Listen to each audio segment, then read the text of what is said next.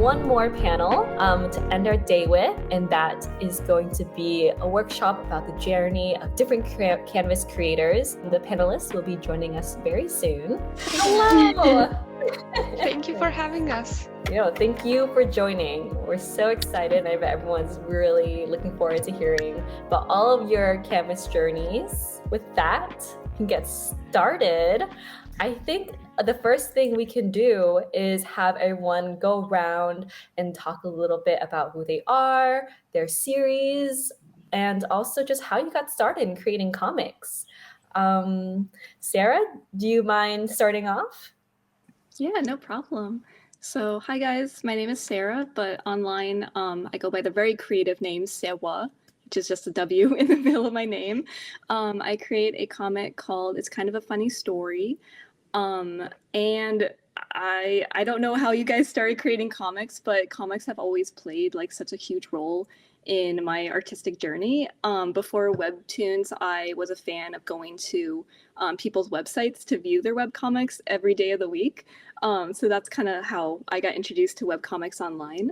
And in 2020, I began sharing my characters on Instagram, and kind of like how Paula said with Jackson's Diary, she started because she was bored. And that's kind of how I started creating this artwork for my characters as well. I just wanted something to do in my free time during the pandemic. And that's how I got inspired to create my own webcomic. Thank you so much, Sarah, or Sewa. Next, can we have Linda share about themselves, their series, and how they got started? Hello, my name is Linda. I'm from Croatia, and I go by Sigel online. I don't know how that's pronounced. It's a made-up name, so whatever. My story is Bloodstained is basically a slice of life comic. The shortest thing to say about it is that it's mad science.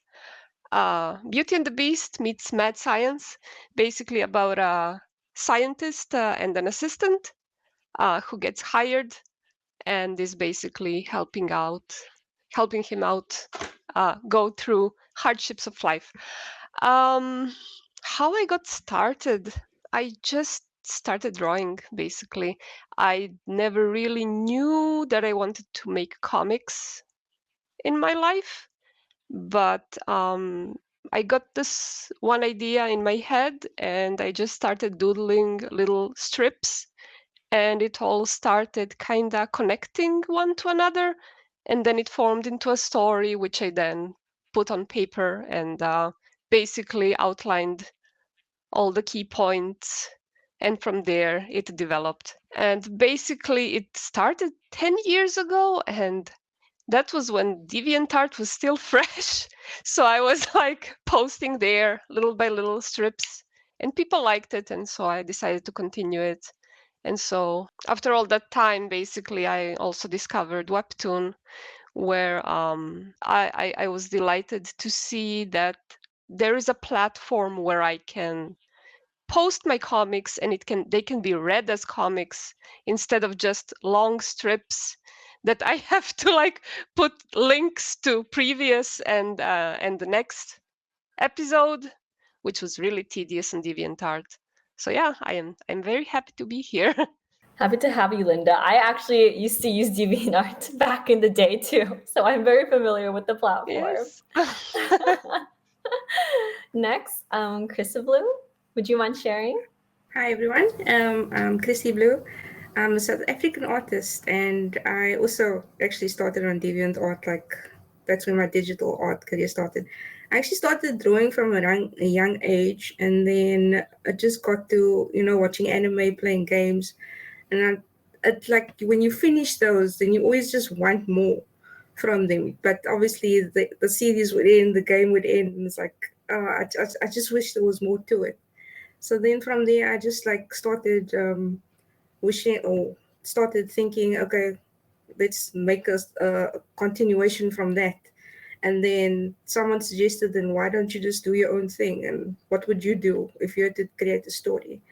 And then from there, I started Eclipse, my first and only webcomic, and that has just been, sort of murdered on myself, struggling with my own inner darkness. That's how I created my main character. And yeah, from that, then other characters came in, and the story just went from there. And here we are. Thank you so much. And then last but not least, Steph. Yes. Hello, my name is Steph, better known as SS2 on Webtoons and on social media. And I'm the creator of the Canvas series, The Little Trash Mate. And it's a comedy comic about a very naive little mermaid in the modern days who lives between all the trash in the ocean, but she's very oblivious about the fact that it's actually really bad for her. And she's just this little whimsical child who sees the trash as something natural, and she basically deals with it in her everyday life. And with the comic, I always try to find a good balance between funny and sad, with the funny part being the trash mate and the sad part being the realistic issue of ocean pollution.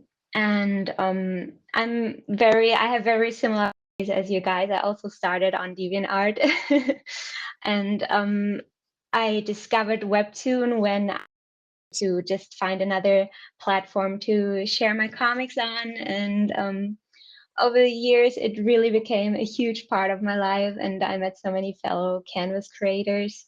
I really also just wanted to express myself through the comics and just bring my message out there, combine comics with topics that are dear to my heart. Yeah, that's basically how Trash Made happened and how I ended up on Webtoon.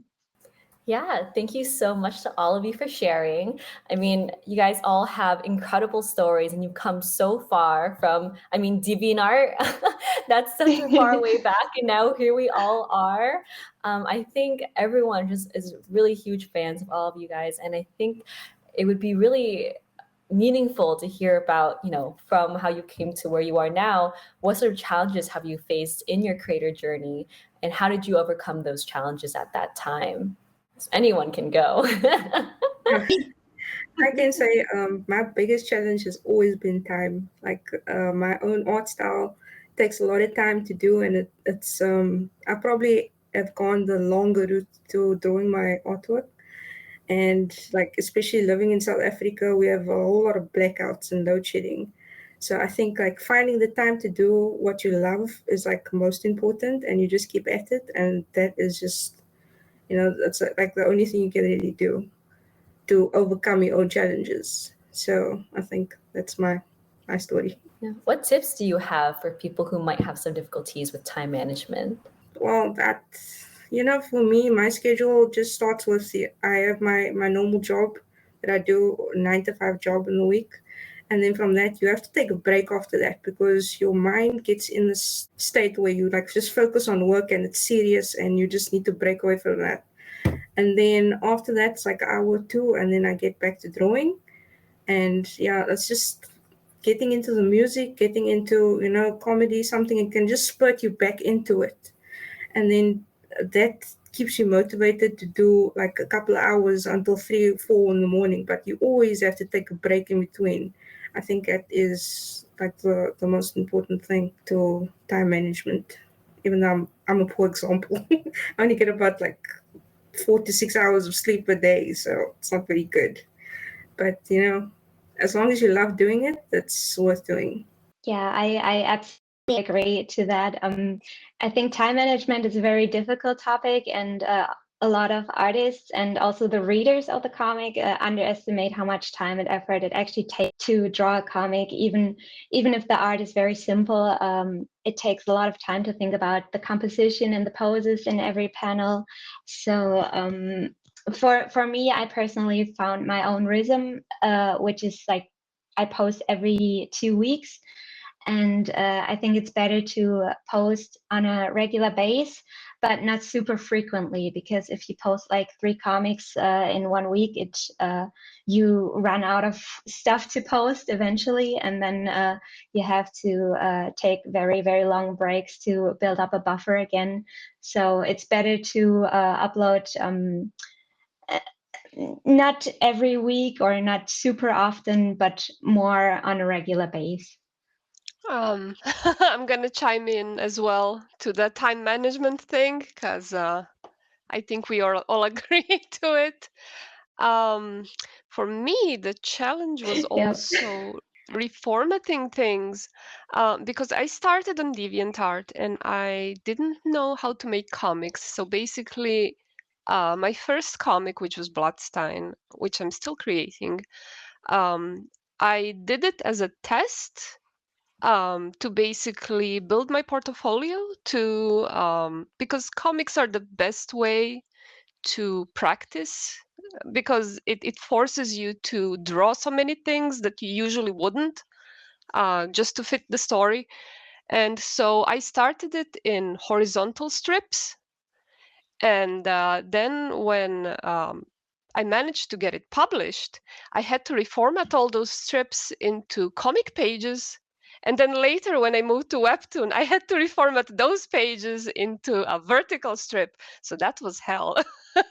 But I learned a lot. It was very challenging, but I definitely learned a lot. I can now do all 3 things. So that was definitely something.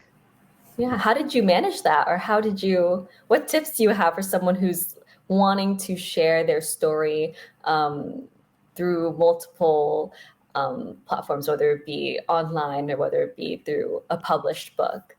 I would definitely tell them to first do comic pages, because you need to do a lot of compositioning for those.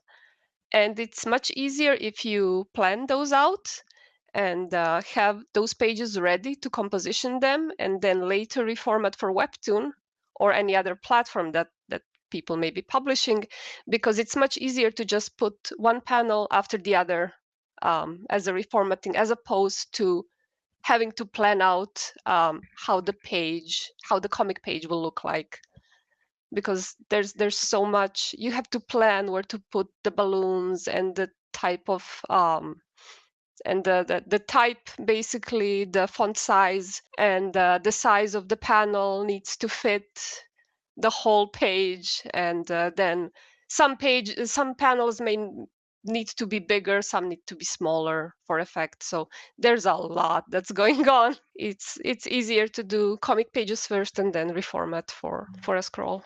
That's what I would advise. What about you, Sarah?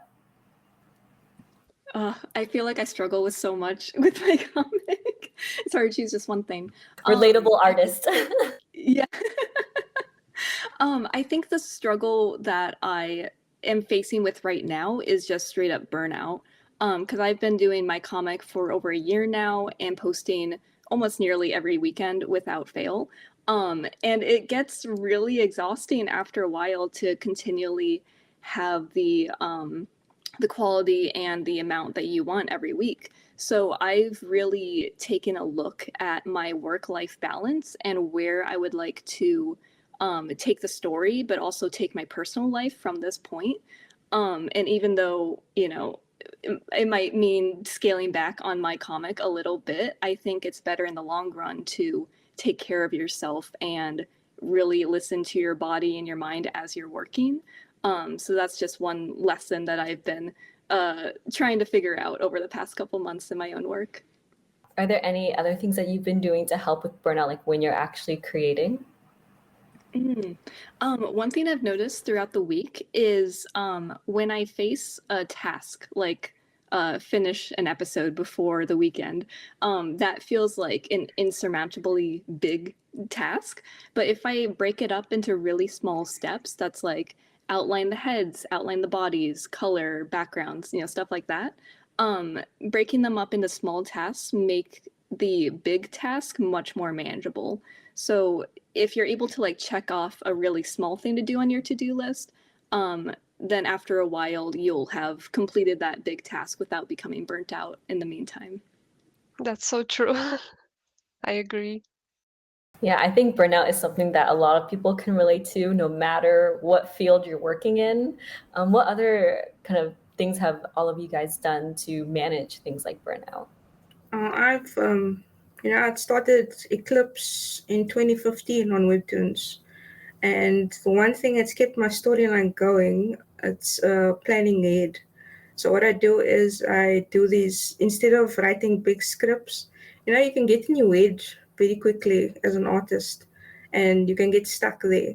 So what you do is, or what I do is to keep it simple. Instead of doing like long strips of scripts and that goes like you spend 4 hours writing, rather just do a quick sketch of the main scene that's going to happen, and then just plot your episodes around that one thing. And that's how I've been doing it for like over 5 years. What's it, 7 years now? And it's like worked out pretty well for me. But I can say as long as you know where you're going with your story, I know it's not really for everyone, but that's how I deal with my burnout. Just keep going at it. Like you can take breaks, maybe take a day off, get away from the computer, spend time with your family. But for me, if I stop, I know I'm the type of person who just won't get back into it. So if I go and play a new game that's going to come out next year, I'm going to be stuck in that game for a month. So you have to have also the discipline to kind of keep at it.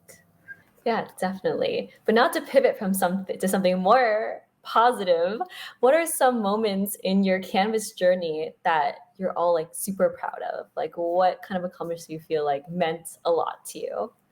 For me, I don't want to be like the first one to jump on it every time. But for me, I think like when I hit my first 1,000 subscribers on Webtoon, that was my biggest accomplishment.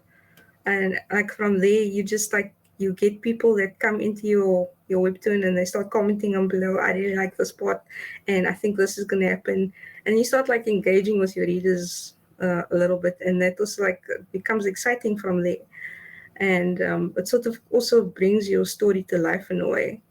So yeah, it's been my hitting that first 1,000, and then from there the first million reads on the actual Webtoon. That was also quite cool. I love that. I also love that you jumped in. Say your accomplishments loud and proud. You guys all work so hard for it. You all deserve to show it off. So, what is everyone else's accomplishments? For me, it was landing a satisfying episode, especially the arguments, which are extremely difficult to write because you have two people and you have to basically juggle both of their points of views, and you're on a timer because you can't have people spew out information. Like one will always interrupt the other, and then you have to kind of juggle in your head how much information you can give from one side and how much you can give from the other side.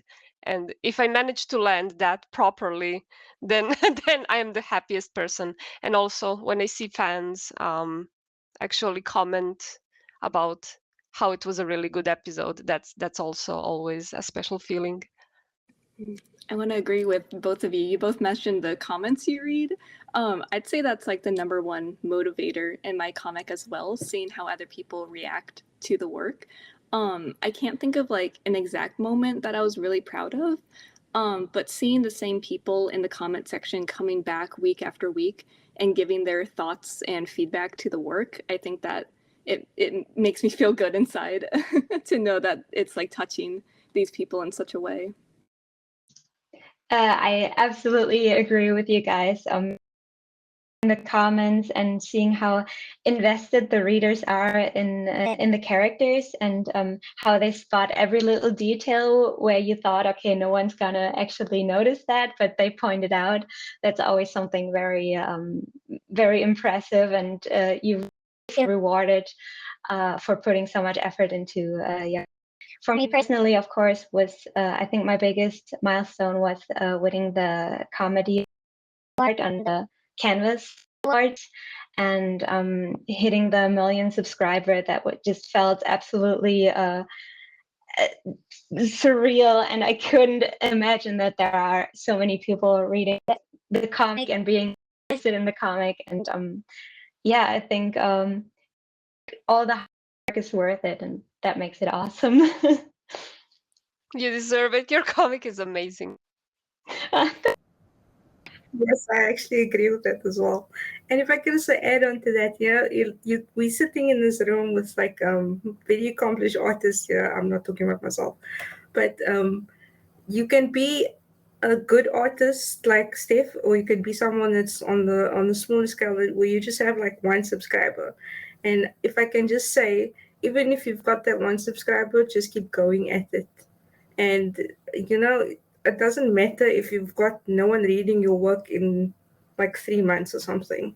Someone will eventually pick it up, and someone will eventually enjoy it. And I think that's what we are all here for as artists.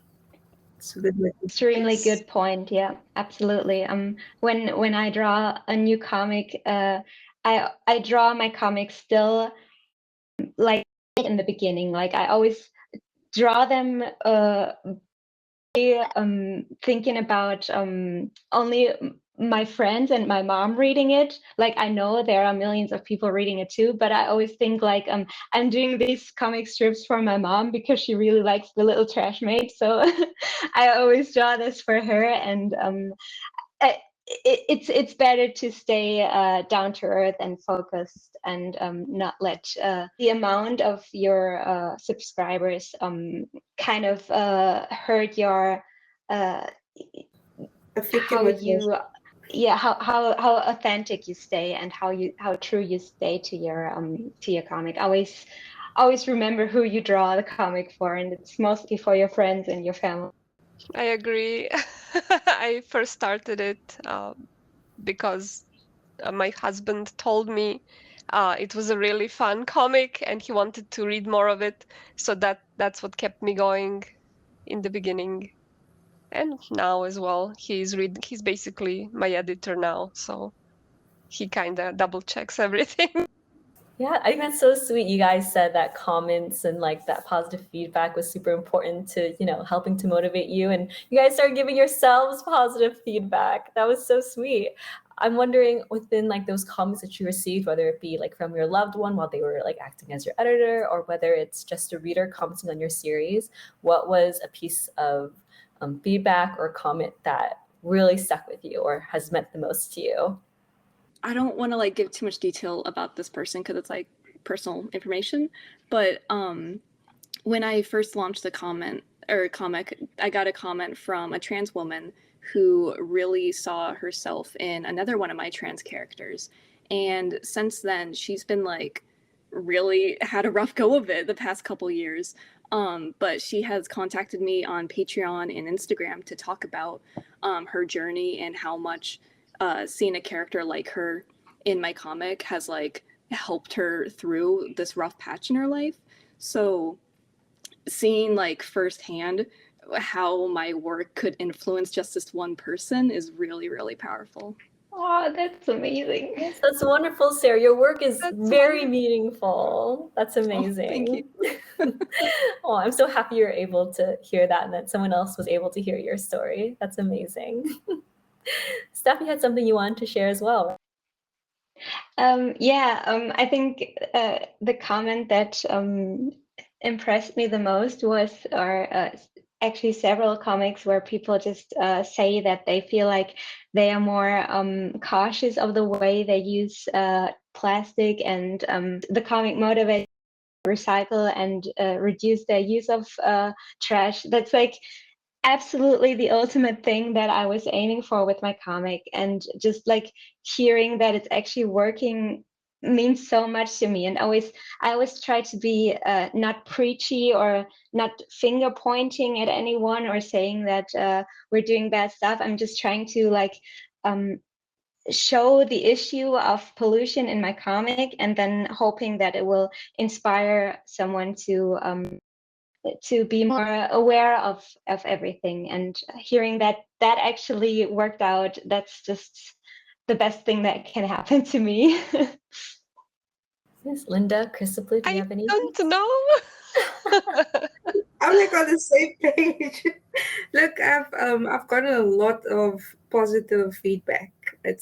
that it's always going to be there because you have that appreciation, and people can see the work you put in, so they let you know about it, and it always makes you feel good, and it like spurs you on to do more. So there isn't like one specific thing.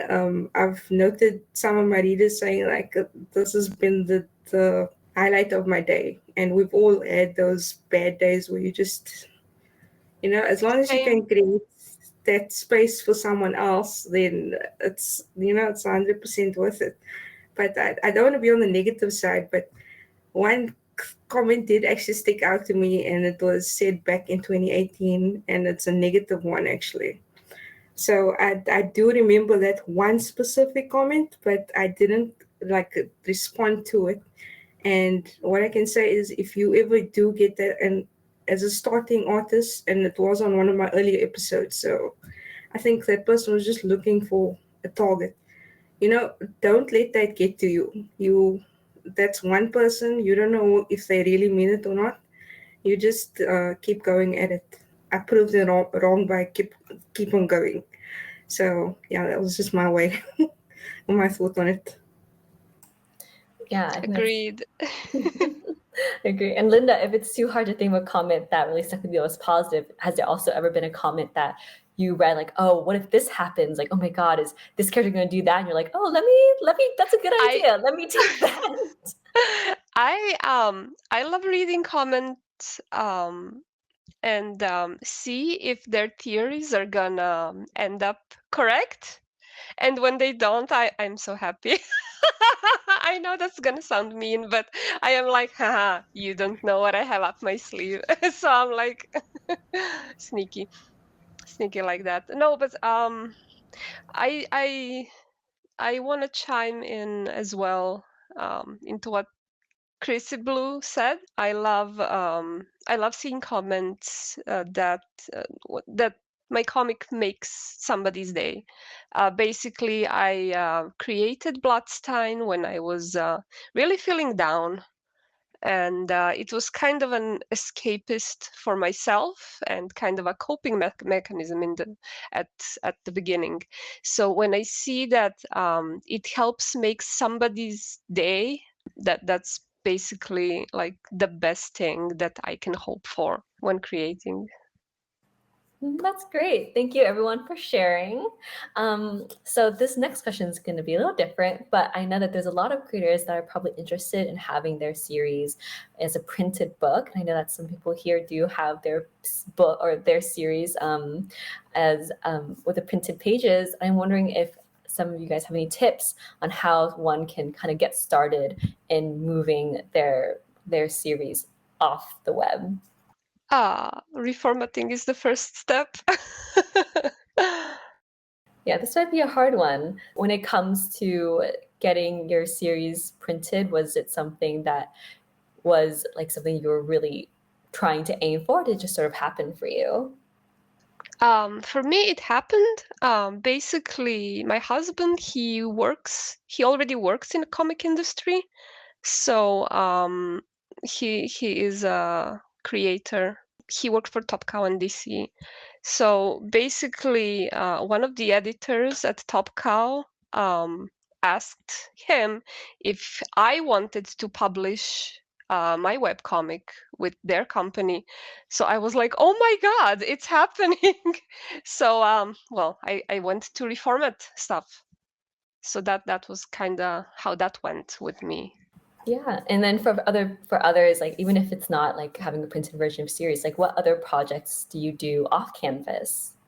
I'm actually currently working on a printed version of the Trash Made, and I agree the reformatting everything and is really takes a lot of time. You how much time you have to put into that, and you also, when it comes to printing a book, you have to make sure that there are not too many pages. Like I had way too many pages in the very beginning, and it had to be split up into 2 books. And also having to make compromises, like taking out a few comics that just don't work as a print in the printed version. And even though you really your heart is in these comics, you have to you have to leave them out. But I definitely want to make this printed version. A lot of people who ask for it, but before that I was never really thinking about getting a printed version, because I'm more of a Webtoon user. I rather read my comics online. But if it's something that people are interested in, I definitely want to make this offer. I think it's possible to also kickstart your comic, so that's another option. Yeah. And just to pivot again, I think that all of your series, like a strength is that you just all have wonderful characters. And that's just a huge kind of base for your storylines. And I'm curious, what is your character development process, and how do you kind of maintain the character as the series goes on? Because I think sometimes, as you create, it's kind of hard to think about what's going to happen next and think about plot and character development. So do you have any tips to our listeners about how you maintain that? Yeah, I think my biggest tip would be have a point A and have a point Z, where you want the character to start, what their personality is like, where they are at in life, and where you want the story to end, who they are at that point. And then once you have that beginning and end, you can figure out all the middle bits that will progress them from how they started to how they end. And writing out a script or writing out an outline and a character biography is going to be really, really helpful when you're in the middle of it. So you can always look back on that to reference back to. I completely agree with that. I also have a very chaotic process where I will outline the bigger parts in my comic already if I'm inspired, so that I don't lose that spark. And it doesn't matter where it is in the story, I will outline it and I will thumbnail it if needed. And then I can always return to it later at a later point. Definitely from point A to point Z, like she said. For me, when it comes to creating new characters, it's the easiest thing is to base the new character on a person that I know, or on a person that I really that I'm a fan of, like a star. And every time I don't know how the character in a certain situation, I would just think back to the person that was in the inspiration. I would think, what would this person do in this situation? And that's usually how I can figure out how to make my character react in certain situations. I think it's quite interesting that you all have different methods from me. I don't know what it is about my character development, but I've always had my story dictate how the characters grow. It's just we had this kind of discussion in one of the networking rooms, and I've always said, like, your character can start out being generic and then just sort of grow from there, and it all depends on the story. So I have the plot, but it's like the plot sort of dictates how the characters react from it. Then you can kind of see the personality sort of shine through that. Yeah, that's just the way I do it. Yeah, going off that, I'm curious, like, is there any character that you wrote that surprised you, that you started off thinking they would be one way, but as you started writing, you're like, oh, like, this is not what I actually had planned for the character to be? Sarah, I see you smiling. So I feel like you might relate to this one. Yeah. Or if there was like a challenge, like especially hard character to write. Yeah, I mean, you were talking about surprising characters. There was this. He was meant to be like a tertiary side character just in the background, but so many comments got really attached to this character. So I was like, well, now I got to give him an arc, So because of the feedback and response to this character always showing up in the background, I've now written him a little arc in the story, so that he will be a recurring part of the cast. So that's why I love comments and seeing that feedback immediately from people reading, because it can change your story a little bit as you're working. What I personally find challenging is when you have a character that is absolutely the opposite of your own nature, and you have to make sure that you don't write the character as what you would do in that situation. So more than once. You just have to think, okay, what would I do in this situation, and then do the exact opposite for the character, because that's how the character is. So true.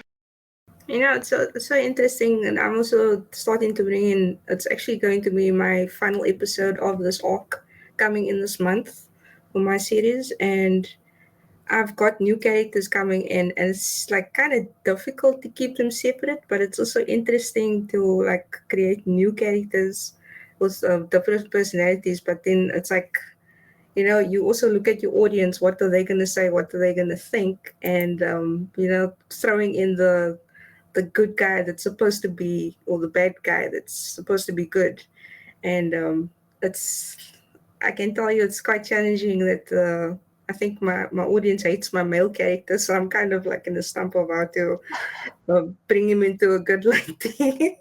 But yeah, it's just that was surprising for me that people would actually end up hating my main male character, but he's taking kind of a sideline, and then other characters coming in. And it's like Sarah said, you go kind of on what your audience wants, but you also can't deviate too much from what you actually want in your story, how you want your characters to be.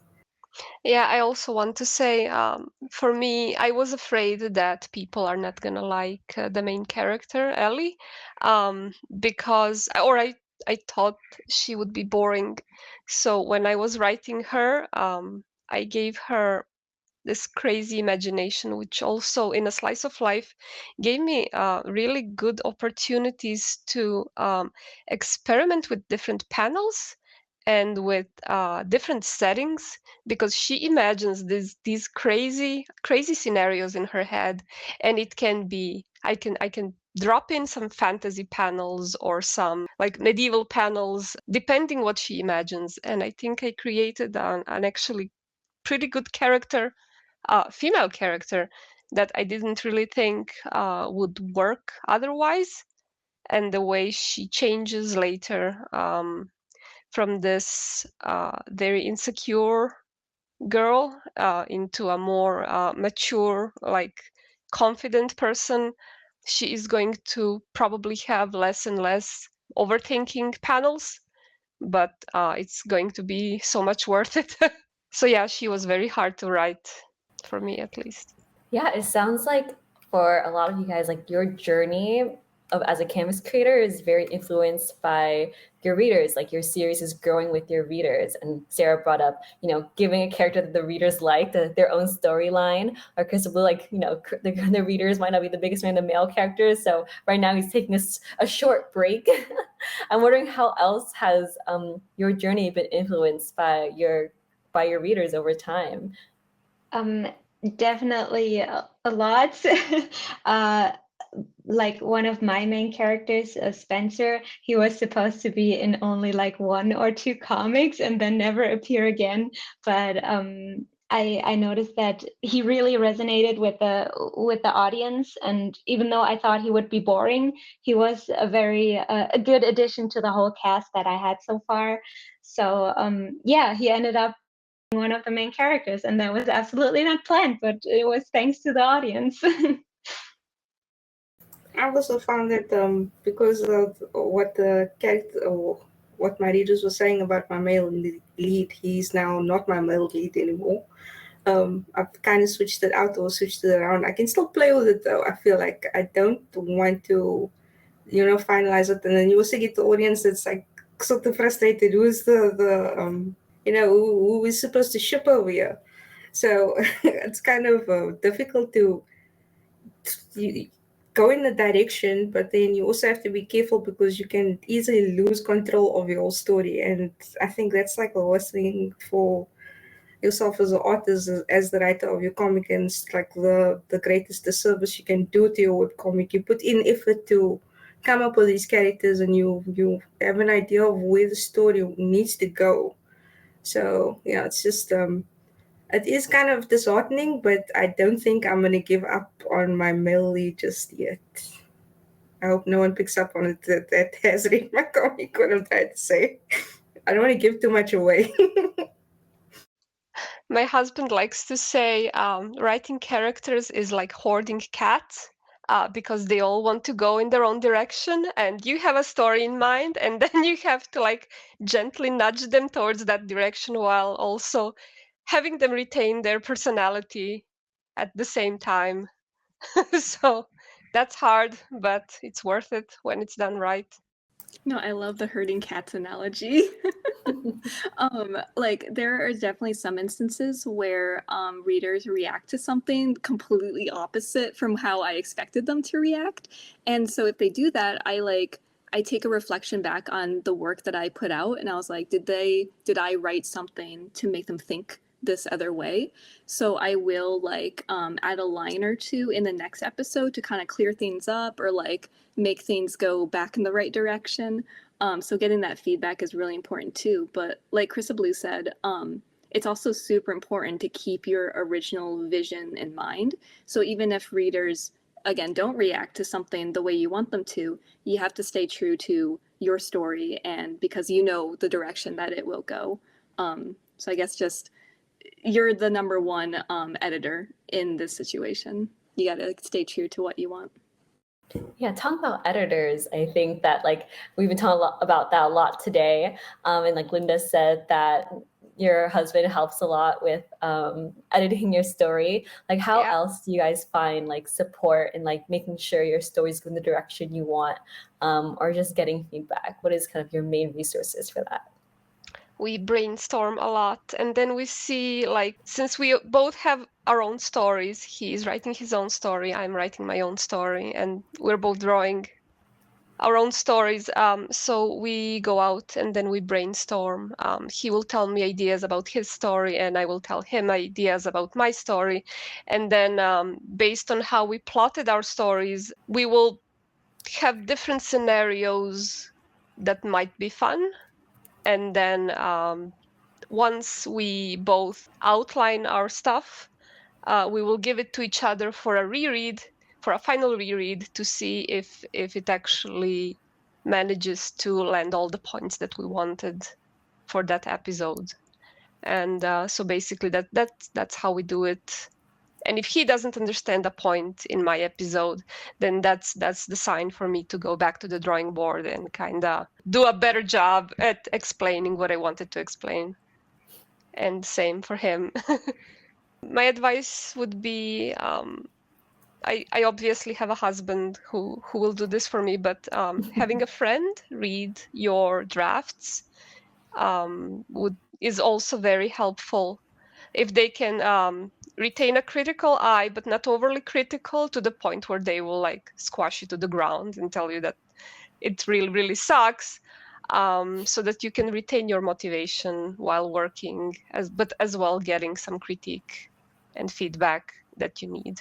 That's what I would say as well. I guess very honest with you, and he is in the same field, which is extremely, which is very important because he knows what he's talking about, and he Yes. same ambitions like you and the same problems, so he can give way better feedback than are not in the art field. And Yeah, we I relate think a lot yeah. to the problem. And that's so great that you this conversation with a person and bounce ideas off of each other and brainstorm, and that's ultimately what helps you to bring the story along. And it's just good to have friends who can be honest with you, someone who's not always like just worshiping everything you say, but can say clearly, hey, Yes. this doesn't make sense, you should think about this again. And we should all need we all need a person like that in our life for our comics to be successful. Yes, I think it's enough when they tell you if they didn't understand something, just telling you what were you trying to say with this particular panel. That should be a clue enough to go and try to rework it. Absolutely, yeah. You guys, Sarah and Steph earlier were talking about how you added a character arc to these characters you weren't originally planning to. I think something I'm really curious to hear about is how exactly you were able to do that without disrupting your existing plan for the story. Like how do you kind of balance bringing in taking in the feedback of your readers without, completely derailing the direction of your story? Yeah. So I think that's why it's so important to have at least an outline when you first begin, so that you know, where you want the story to end up when you're done with it. So when I added in this new character arc, I try to find a way to make the character's progress match and supplement my main character's progress in his story. So rather than like being a complete hindrance to another character's arc or going off in a completely different tangent, they are able to grow like simultaneously and side by side. So if you're able to do that in your own work, that would be my suggestion. I would say there's like no right or wrong when it comes to adding in more story into your story. I don't know how to say that any better, but yeah, it's like there are times where you feel like a character needs to be added to, and it's I don't think on canvas you have a whole lot of wiggle room, and I think you can allow yourself to make a few mistakes. So if something doesn't work out, you can always just pivot back to the original storyline. You can pull it back a little bit, you can expand on it. I don't think that there's actually a wrong way to go about if you want to add a little bit more to this character going in. It's just up to you. You're the pilot of the ship, just steer it in the direction you want it to go. I think it's also important to recognize if your characters outgrow your plan and then make adjustments to that. Like if you have a character that received some character development, but you already had a written script for the stuff that was prior to that character development, then it's definitely good to go and rewrite it in a new way where that character development will be basically accounted in the future episodes as well. Yeah, thank you. And so we have a few more minutes left before we close out this panel. I'd love to hear from all of you guys what piece of advice you would want to give someone who's currently on their comic writing journey. I can say if you're starting out, I saw a lot of people saying that they want to start the series soon, and they've gotten like 2 pages on Twitter. You know, just start posting, and if you're not ready at that stage, keep it to yourself until you are, and just keep going at it. If this is what you want to do, you'll stick to it. I've seen so many new artists come and go, and it's just such a sad thing, but it's up to them, I think, at the end of the day. And it's also up to you to keep going. And I think it's like the most rewarding thing is to just see how the story plays out. It's like not just a new experience for your readers, but I think creating a new story is a new experience for yourself, because even though you have these images in your head of how you want something to be, it's not actually materialized, and you're creating a new world in a sense. So it's quite exciting to keep at it, and I think at this stage, doing it for as long as I have, it's been quite fun because it's a new world that can sort of like break away from this one. So yeah, keep going. I would like to say don't be afraid of making mistakes because we all start at a certain point in our artistic journey. And I know we all want to be perfect right off the bat, but I've seen a lot of people who will postpone starting their comic or their idea because they're just not good enough yet.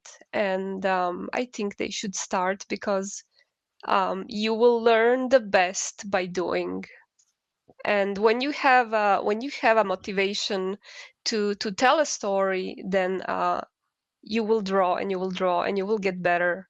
And eventually, you may cringe at your old art, but you can always redraw those first chapters once you get a little better. But it's important to start. Absolutely, yeah.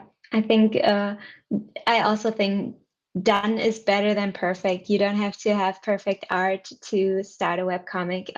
I think it's way better to have an entertaining story and interesting characters, and you learn how to write these characters, and you learn how to by doing. And I learned that behind every successful comic there are 100 failed comics by the author. And success, there's no recipe for success. It's just a gradual thing that that comes if you keep trying and keep doing your best and really Yes. improve from with every comic that you. And another tip that I would want to give for everyone who starts is showing is better than telling. It's always better to keep the amount of dialogue low and better like show your character how your character does something instead of explaining how they do something. So that's always more entertaining to the reader than just like reading a wall of text. Agreed. It's more interesting to look at as well. Yeah, I love how you guys talked about, failed attempts in the past. The comic I'm working on right now is maybe like the third or fourth iteration of the story I've been trying to tell over the past like 8 years or so. So, behind every success story, there is like the path to failure along the way to get there. So that would be a main advice is just don't give up and don't be discouraged if what you make today isn't what you want to make in the future or what you want your story to be. And another piece of advice is, we talked a lot about hearing feedback and responses from readers and commenters, but I think it's more important, and more important than that is to create the story for yourself. Because if you Yes. don't enjoy what you create, then it's going to show through the work. So draw something that sparks a lot of joy, draw something that you're motivated to work on at the end of the day. Because, if you're 5 years down the line like Krista Blue, you're going to be glad that you stuck with an idea and the characters that you enjoy doing. People Yeah, can tell if you enjoy working on something. absolutely, yeah. Yeah.